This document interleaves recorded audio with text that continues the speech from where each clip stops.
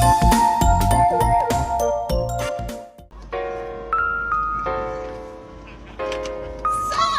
are here at KM117. So yun na nga, katatapos lang namin mag-picture taking dito sa KM117. Dito pa makikita nyo yan sa vlog namin.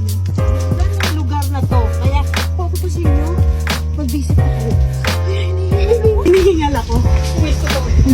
Pinagpapawisan ako.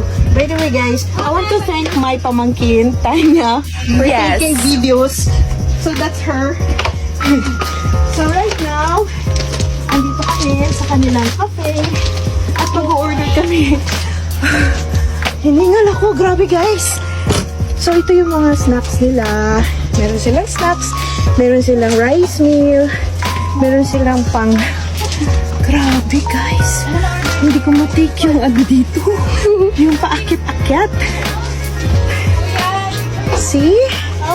So guys, anong gusto nyo?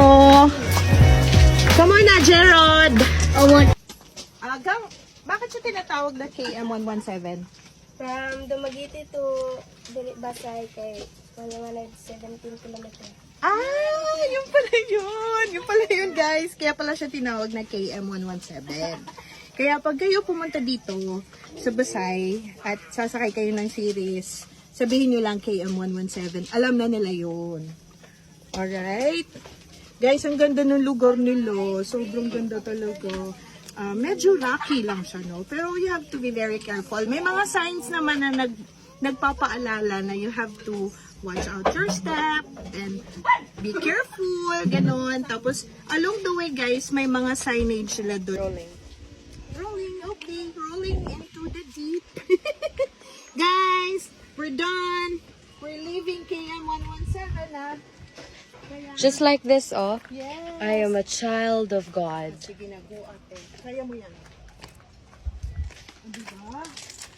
So guys, kung kayo pupunta dito sa KM117, I suggest use rubber shoes. Kasi alam mo guys, yung daanan nila like rocks. Yan. So kung mag-i-sleeper ka guys, may tendency na ma-slide ka. Kaya wear rubber shoes. Diba, Titanya? Yes. Ayun, oh. Pag nakasandals ka, medyo masakit siya ilakad. Yes. Saka, sa bawat dadaanan mo guys, you have to be very careful kasi merong mga sharp edges na like this, oh.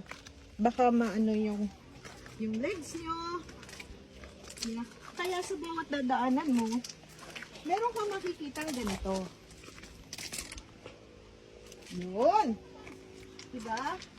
Alam mo, they are very, concerned sa mga clients nila or mga guests nila. Siyempre, ayaw nilang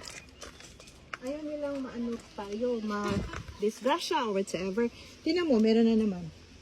See? They're very concerned. And, yung kapakanan ng guest nila. And, alam mo na, KM117. Baka naman. Baka naman. See? Bible verses. Mga Bible verse. And then guys, ito na, our final. Diyos ko na. Maraming salamat.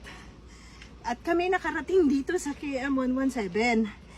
At nagpapasalamat din kami guys dahil pinanood niyo ang aming vlog. And don't forget naman guys to like, heart, and share. At huwag niyo kalilimutan na rin mag-subscribe. Diba Tanya? Yes. Oh yes. Kaya yun. Guys, thank you so much for watching. Have a nice day.